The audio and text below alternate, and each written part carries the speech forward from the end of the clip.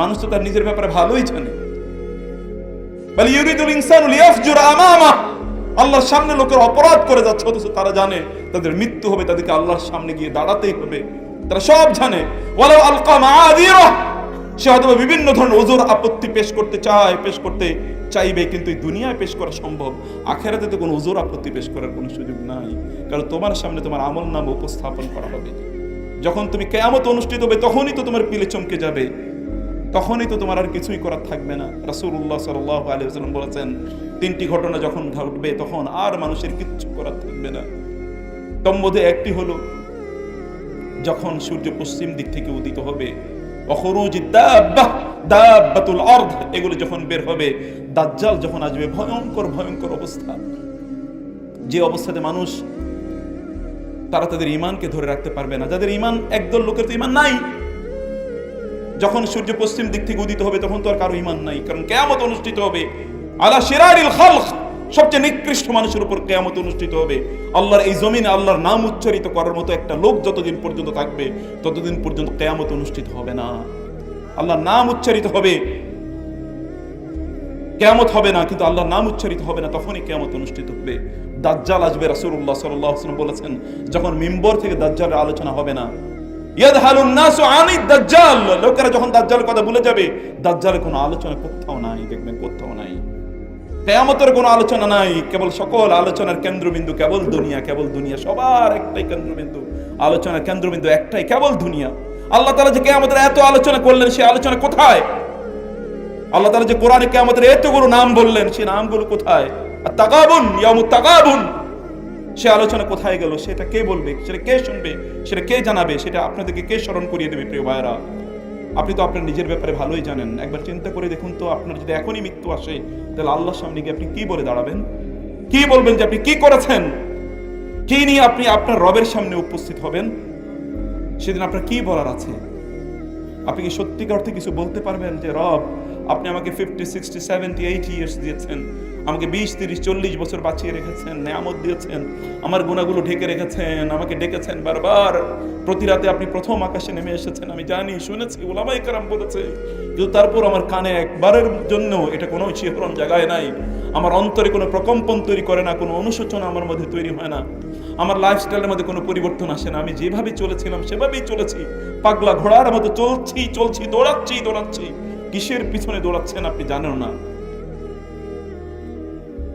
যে সকল ব্যক্তিরা কাফের, আমালুহুম কাসারাবিন বিকিয়াতিন ইয়াহসাবুজ যামআনু মা হাত্তা ইযা জাউহা, যখন আল্লাহ সুবহানাহু ওয়া তাআলা বললেন যে কাফেরদের অবস্থা হচ্ছে এরকম, তাদের আমলগুলো কাসারাবিন বিকিয়াতিন ইয়াহসাবুজ যামআনু মা হাত্তা ইযা জাআহু লাম ইয়াজিদহু শাইআ ওয়া ওয়াজাদাল্লাহু ইনদাহু ফাওয়াফাহু হিসাবা।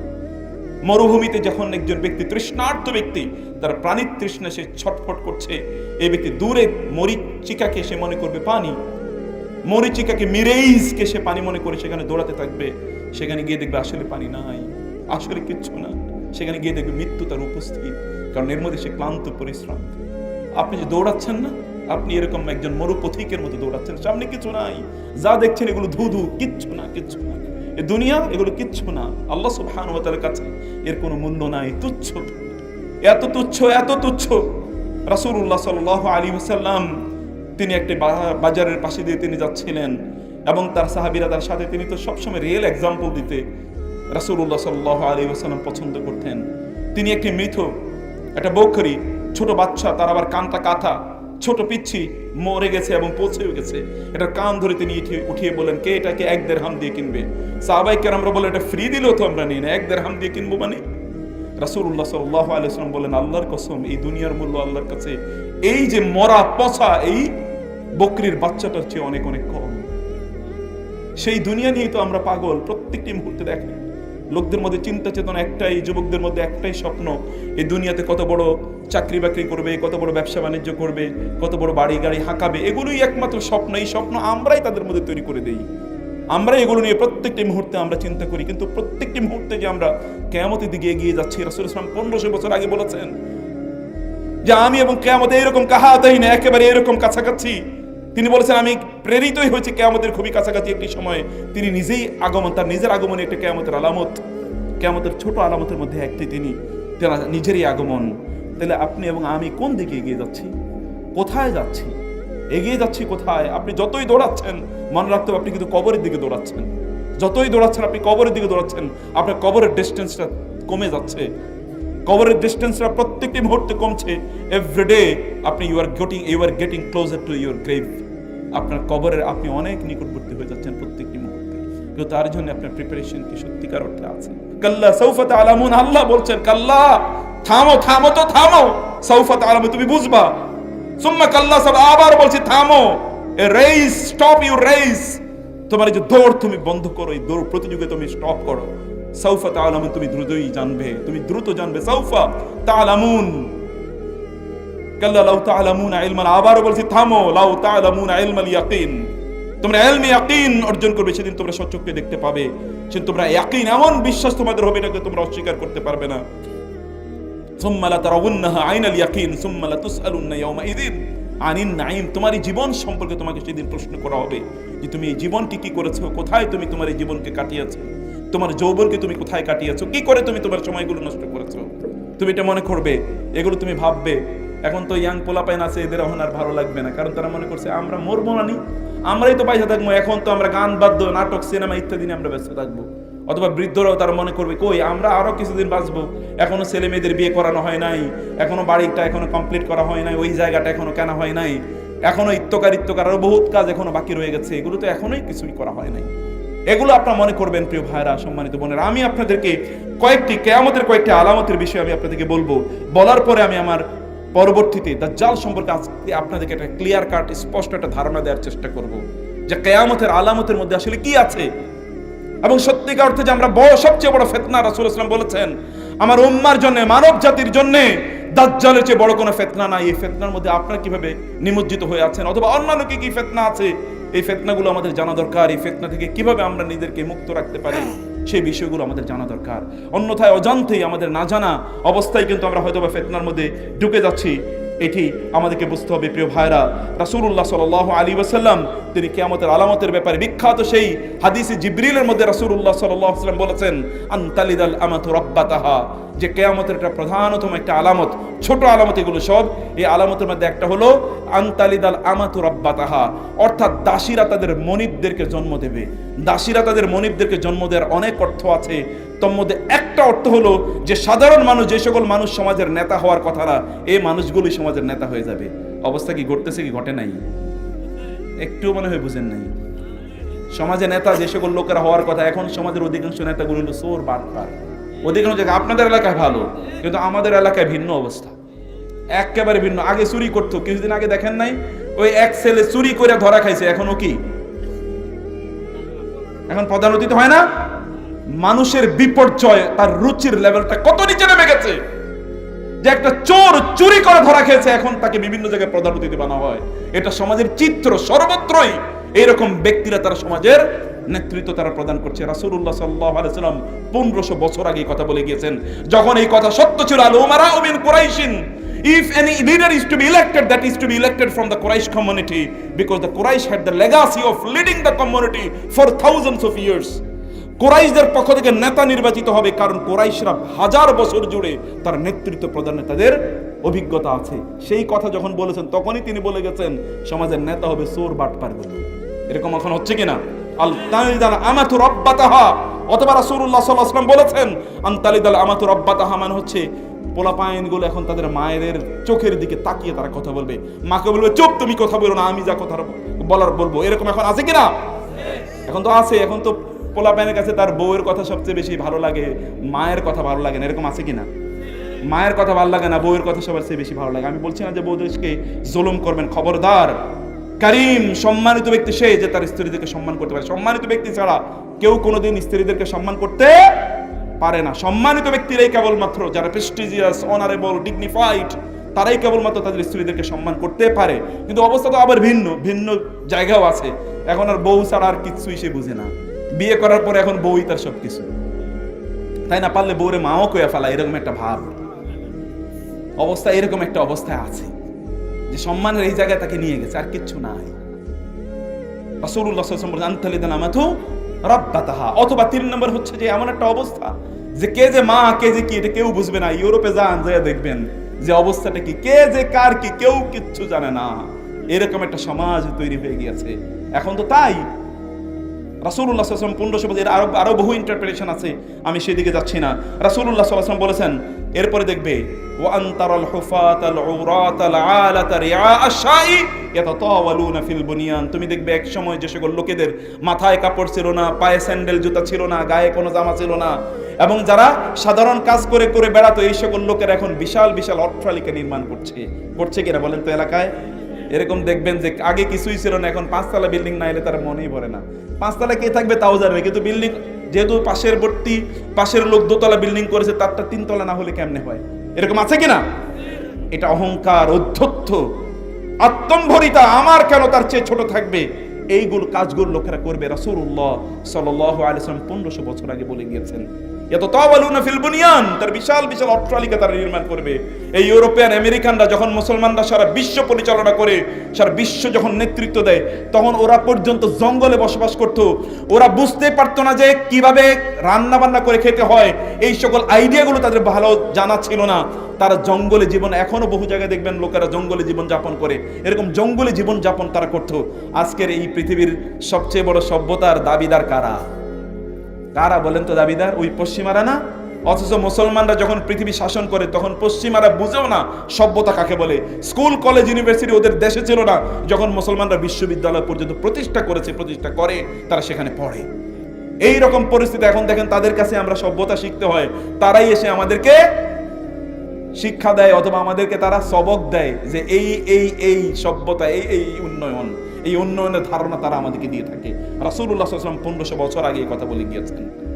রাসূলুল্লাহ সাল্লাল্লাহু আলাইহি ওয়াসাল্লাম তিনি আমাদেরকে আরো বলে দিলেন যে ফিতনার মধ্যে কি কি ঘটবে। রাসূলুল্লাহ সাল্লাল্লাহু আলাইহি ওয়াসাল্লাম তিনি বলেন চারিদিকে আপনি দেখতে পাবেন যে ব্যাপক বিভিন্ন ধরনের ফিতনা তৈরি হবে। আপনারা 30 বছর আগে ইন্টারনেটের নাম শুনছেন নাকি? এখানকার মুরব্বীরা ইউটিউবের নাম শুনছেন নাকি?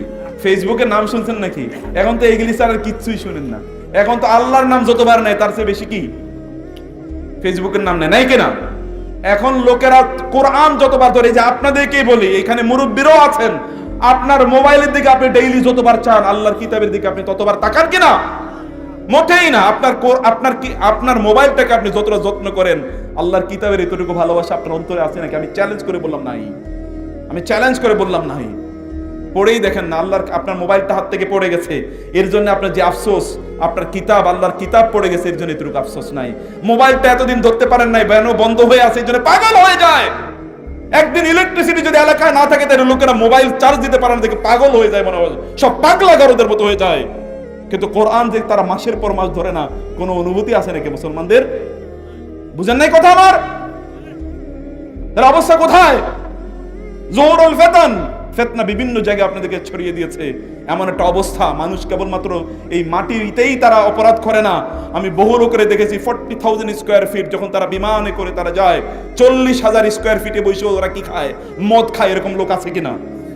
এরকম 40,000 50,000 স্কোয়ার ফিটের উপরে উঠেও তারা এমন একটা জায়গা যেখানে আল্লাহ ছাড়া তাদেরকে কেউ বাঁচানোর মতো নাই, সেখানেও বসে বসে তারা মদ খায়। এমন এক জায়গায় গিয়ে তারা খায়, ওই যে দেখেন আপনার সমুদ্রের পাড়ে, সেখানে কেউ নাই, আল্লাহ ছাড়া কেউ তাকে বাঁচাতে পারবে না, ওখানে উলঙ্গ হয়ে তারা মদ খায়। আমি অন্য সময় আমার আলোচনায় বলেছিলাম, বিভিন্ন সময় আমি এগুলো রেফার করি, এটা আপনাদেরকে শুনতে হবে, বুঝতে হবে। যেমন বহু দেশ আর বহু জায়গা আছে বিশ্বের বিভিন্ন দেশে, আপনাদের এই মুসলমানদের দেশে এমন বহু জায়গা আছে যেটা নিষিদ্ধ পল্লী, এখানে নিষিদ্ধ লোকেরা যায়। এরকম আছে কিনা? রাতের অন্ধকারে নিষিদ্ধ পল্লীতে গিয়ে আপনি যান, সবচেয়ে অভিজাত এলাকাগুলোতে গিয়ে দেখেন রাতের অন্ধকারে নিষিদ্ধ বহু জায়গা আছে, যেখানে রাতের অন্ধকারে সেখানে পসরা বসিয়ে, সেখানে প্রস্টিটিউটরা সেখানে আড্ডা দেয়, সেখানে মদের আসর বসে, এখানে জুয়ার আসর বসে। ওইটা অ্যারিস্টোক্রেটিক, ওইখানে এলিটদের এরিয়া, ওইখানে গিয়ে সবচেয়ে সম্ভ্রান্ত এবং দামি লোকের ওইখানে যায়। সবচেয়ে বড় বড় ক্লাবগুলোতে গিয়ে দেখেন যে ক্লাবগুলোতে কি হয়। ক্লাবের সদস্য আপনি হইতে পারবেন নাকি? যাই দেখেন, একটা ক্লাবের সদস্য হওয়ার জন্য 1 কোটি টাকা লাগে। ওই ক্লাবে কেবলমাত্র নর্তকীরা নাচে, অথবা ওইখানে কেবলমাত্র লাল পানিগুলো সার্ভ করা হয় রাতের বেলা। আপনি কোথায় দেখবেন এগুলো সব জায়গায়, এগুলো সর্বত্র বিরাজিত। ফিতনা কোন দিক থেকে যে আপনাকে ছড়িয়ে দিয়েছে আপনি এটা জানেন না।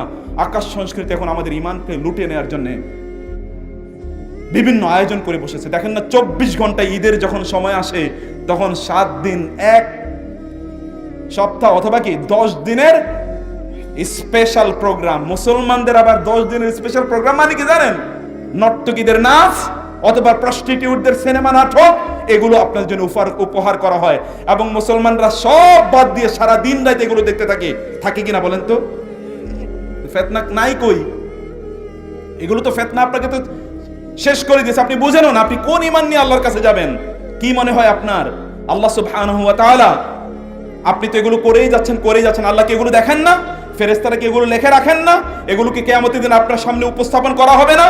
আল্লাহ সুবহানাহু ওয়া তাআলা বলেন নাই ফামান ইয়ামাল মিসকালা যাররাতিন খায়রান ইয়ারা ওয়া মান ইয়ামাল মিসকালা যাররাতিন শাররান ইয়ারা। বিন্দু পরিমাণ কোনো খারাপ কাজ করলে তোমাকে সেই দিন এর প্রতিদান তোমাকে দেওয়া হবে, এর মুখোমুখি তোমাকে হতে হবে। বিন্দু পরিমাণ ভালো কাজ করলে তুমি প্রতিদান পাবে।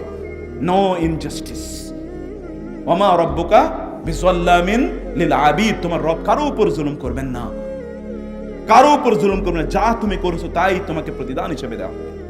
তুমি যা করছো তাই তোমাকে সেদিন তোমাকে ভোগ করতে হবে। প্রিয় ভাইরা বোনেরা, এই যে মুরব্বীরাও আছেন, আপনাদেরও অবস্থা কি? কতটুকু ঈমান আছে আপনাদের অন্তরে, বা কতটুকু ঈমান আপনারা লালন করেন? আপনি বলবেন যে আমি কিছুই জানি না, আমি মূর্খ সুরূপ মানুষ, পড়াশোনা করি নাই। দুনিয়ার সব পড়াশোনা করলেন, কেবল আল্লাহ সম্পর্কে কোনো পড়াশোনা নাই। জাহালা, মূর্খতা, অজ্ঞতা কেবল আল্লাহর ব্যাপারে।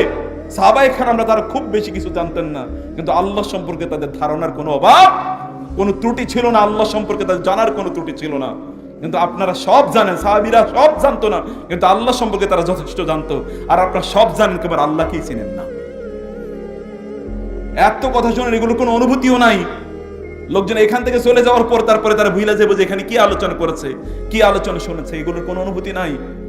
ফিতনা চারিদিক থেকে অক্টোপাসের মতো। রাসূল সাল্লাল্লাহু আলাইহি ওয়াসাল্লাম বলেছেন তাকাতাইল লাইলিল মুসলিম, গভীর অন্ধকার রাত, নিকষ কালো রাত, অমাবস্যার রাত যেমনি ভাবে অন্ধকার দিয়ে চারিদিক থেকে আপনাকে ঘিরে রাখে, এরকম ফিতনাগুলো চারিদিক থেকে আপনাদেরকে ঘিরে রাখবে। এই ফিতনা ঘিরে রাখতে রাখতে এমন একটা অবস্থা হয়ে গেছে, এখন এই ফিতনার মধ্যে আমরা সবাই হাবুডুবু খাচ্ছি। কি আবাল, কি বৃদ্ধ, কি নারী, কি পুরুষ, কি আলেম, কি গায়রে আলেম, সব মিলে একাকার হয়ে গেছে, একাকার হয়ে গেছে। আপনি দেখবেন, আমি এই আলোচনাগুলো অন্য জায়গায় করেছি, যে মানুষ, শয়তান মানুষকে ধোঁকা দেওয়ার জন্য বিভিন্ন ধরনের পায়তারা তারা তৈরি করে, বিভিন্ন ধরনের পায়তারা তৈরি করে। শয়তান ভালো মানুষগুলোর মধ্যে কি ধরনের শয়তানি করে, এটা তো আপনি যদি দেখতেন, যদি আপনার বুঝতেন, চোখগুলো খুলে যদি দেখতেন যে এই লোকেরা নামাজ রোজা করে। আজকেও আমরা একটা জায়গায় একত্রিত হয়েছিলাম, ওইখানে বিশাল বিশাল লোকজন তারা একত্রিত, তারা একটাই আক্ষেপ করে বলেছে, স্যার তিনি 3-4 বারের তিনি এমপি, মিনিস্টার, তিনি বলছেন স্যার দেখেন তো, তাদের একটা প্রোগ্রামে আমি গিয়েছিলাম, দেখেন এই যে আলেমদের এত বিদ্বেষ, কথাবার্তা একজন আরেকজনের বিরুদ্ধে। কেবলমাত্র যদি আমরা কোথাও ওয়াজ মাহফিলে যাই, কেবলমাত্র অমুকের বিরুদ্ধে কথা, তমুকের বিরুদ্ধে কথা, অমুকের বিশুদ্ধার, তমুকের বিশুদ্ধার, ইত্যাদি স্যার কিছু নাই। আর নতুন করে একটা সংস্কৃতি আবিষ্কার হয়েছে, তা হলো যে যারা বিভিন্ন জায়গায় টিকটক করে, এই সকল টিকটকরা এখন তারা মাহফিলের প্রধান আলোচক। আছে কিনা বলেন তো? আপনার মনে হয় জীবনেও কোনোদিন দেখেন নাই এরকম টিকটক যারা করে, বিভিন্ন জায়গায় তারা মানুষকে মিথ্যা কথা বলে, হাসি ঠাট্টা করে, তামাশা করে, এই সকল লোকগুলো ওয়াজের মাহফিলে এসে এখন ওয়াজ করতেছে। অথবা ওয়াজের মাহফিলে এখন ডাকা হয় কাকে? যেই ব্যক্তি আপনাকে কতক্ষণ হাবিজাবি কথা বলে, কিছুক্ষণ আপনাকে কাঁদাবে, কিছুক্ষণ আপনাকে হাসাবে, মিথ্যা গাল গল্প করে আপনাকে কতক্ষণ কে বসে হাসাতে পারে। এখন আলেমদের আলোচনার টাইটেল হয় এর চেয়ে ভালো হাসির নাটক, এর চেয়ে বড় হাসির ওয়াজ আপনি কোনোদিনই শুনেন নাই। সেরা হাসির ওয়াজ, এরকম টাইটেল আছে না? সেরা হাসির ওয়াজ কিভাবে হয়? আল্লাহ তাআলা বলেছেন ফালিয়াদহাকু কালিলান ওয়া লিয়াবকু কাসীরা। রাসূলুল্লাহ সাল্লাল্লাহু আলাইহি ওয়াসাল্লাম যখন আলোচনা করতেন, ওয়াজানা রাসূলুল্লাহ সাল্লাল্লাহু আলাইহি ওয়াসাল্লাম ওয়াজান মাউইযাতান বালিগা যারাফাত মিনাল উয়ুন ওয়া ওয়াজিলাত মিনহাল কুলুব। রাসূল সাল্লাল্লাহু আলাইহি ওয়াসাল্লাম এমন কথা বলেছেন, আমাদের চোখ গলে গলে পানি পড়ে, আমাদের অন্তরাত্মা যেন কেঁপে ওঠে। আব্দুল্লাহ ইবনে ওমর রাদিয়াল্লাহু তাআলা বলেছেন, রাসূলুল্লাহ সাল্লাল্লাহু আলাইহি ওয়াসাল্লাম কিয়ামতের আলোচনা করছিলেন, এমন ভয়ঙ্কর অবস্থায় তিনি করছিলেন, তিনি মাটিতে এত জোরে তিনি তার লাঠি দিয়ে তিনি আঘাত করছিলেন, আমার মনে হচ্ছে যেন তার যে মিম্বরে তিনি দাঁড়িয়েছিলেন এটা মনে হয় ভেঙে চূর্ণ বিচূর্ণ হয়ে যাবে, মাটি যেন ফেটে চুরচির হয়ে যাবে। আমরা আতঙ্কিত হয়ে গিয়েছিলাম, রাসূল কেন এত রাগান্বিত হয়ে গেলেন? রাসূল সাল্লাল্লাহু আলাইহি ওয়াসাল্লাম যখন কথা বলতেন, আলা সাউতুহু ওয়াশতাদ্দা গাদাবু ওয়াহমাররা ওয়াজহু, তার আওয়াজ উঁচু হয়ে যেত, তার চোখগুলো লাল হয়ে যেত এবং তার চেহারা মোবারক লাল হয়ে যেত রাসূলুল্লাহ সাল্লাল্লাহু আলাইহি ওয়াসাল্লামের। কেন এটা হতো? কারণ তিনি জানতেন যে মানুষকে কি বলা হয়। আপনি দেখেন না, দাজ্জালের আলোচনা যখন করেছেন, ফাতেমা বিনতে কায়েস রাদিয়াল্লাহু তাআলা বলেছেন, তামিমাদ দারি হাদিসে রাসূল সাল্লাল্লাহু আলাইহি ওয়াসাল্লাম কিভাবে বলেছেন। সাহাবায়ে কেরামের কথা শুনে তারা এত আতঙ্কিত হয়ে পড়েছিলেন যে তারা দৌড়ে গিয়েছেন, ওই বুঝি দাজ্জাল আছে, ওইখানে খুঁজতে গিয়েছেন দাজ্জালকে, এবং তারা ফিরে এসে বলেছেন, ইয়া রাসূল এমন ভাবে বলেছেন মনে হচ্ছে দাজ্জাল ওইখানে দাঁড়ানো। আলোচনাটা কি? কাকে বলে দ্বীনের আলোচনা? দ্বীনের আলোচনা মানুষের অন্তরে প্রকম্পন কেন তৈরি করবে না? ইন্নামাল মুমিনুনা আল্লাযীনা ইযা যুকিরাল্লাহ ওয়াজিলাত কুলুবুহুম। মুমিনদেরকে দ্বীনের কথা বলা হলে তাদের অন্তর কেঁপে ওঠে, তাদের অন্তরটা কেঁপে ওঠার কথা। আল্লাহ সুবহানাহু ওয়া তাআলা বলেছেন ওয়াল্লাযীনা হুম মিন আযাবি রাব্বিহিম মুশফিকুন ইন্না আযাবা রাব্বিহিম গায়রা মা'মুন। প্রকৃত মুমিন তারাই তাদের রবের শাস্তির ব্যাপারে তারা সর্বত্র তারা প্রকম্পিত থাকে। ইন্না আযাবা রাব্বিহা ইন্না আল্লাহ সুবহানাহু ওয়া তাআলা বলেছেন ইন্না আযাবা রাব্বিকা লাওয়াকি' মা লাহু মিন দাফি'। যখন ওমর রাদিয়াল্লাহু তাআলা আয়াত পড়েছেন, ওমর রাদিয়াল্লাহু তাআলা বেহুশ হয়ে পড়েছেন। ওয়া ইম মিনকুম ইল্লা ওয়ারিদুহা কানা আলা রাব্বিকা হাতমান মাকদিয়া। যদি সবাইকে জাহান্নামের কাছে দিয়ে যেতে হয়, কেউ যদি ভুলে পড়ে যায়, ওমর এই আয়াত পড়ে কয়েকদিন তিনি অসুস্থ হয়ে পড়েছিলেন। কেউ জানে না ওমরের রোগ কি, কিন্তু ওমরের রোগ তো ওই আয়াতের ভয়। রাদিয়াল্লাহু তাআলা আনহুম আজমাইন। সম্মানিত ভাইরা, এমন আমি এই জন্য বলেছি জুহুরুল ফিতান, চারদিকে ফিতনা আপনাদেরকে অক্টোপাসের মতো ঘিরে রেখেছে। এই ফিতনার মধ্যে আপনারা জড়িয়ে আছেন, আপনারা জানেন না। এই যে আমাদের এই আপনারা এখানে যারা আছেন, দেখবেন ফিতনার অভাব নাই। কেবলমাত্র আমাদের আলোচনার ইস্যু একটাই, তা হলো কি? অন্যের বিরুদ্ধে গীবত করা, অন্যের বিরুদ্ধে হিংসা করা, কার কি ত্রুটি আছে, এগুলো একমাত্র আমাদের খাদ্য। এখন আমাদের খাবার হয়ে গেছে জন্তু জানোয়ারের চেয়েও খাবার খারাপ। মানে জানোয়ারগুলো যেগুলো খায় তার চেয়েও খারাপ জিনিস এখন আমাদের খাবার হয়ে গেছে। আমরা এখন মানুষের বিরুদ্ধে কথা না বললে আমাদের খাবার, পেটের খাবার হজম হয় না, আমাদের ঘুম আসে না। এগুলোই আমাদের একমাত্র উপজীব্য।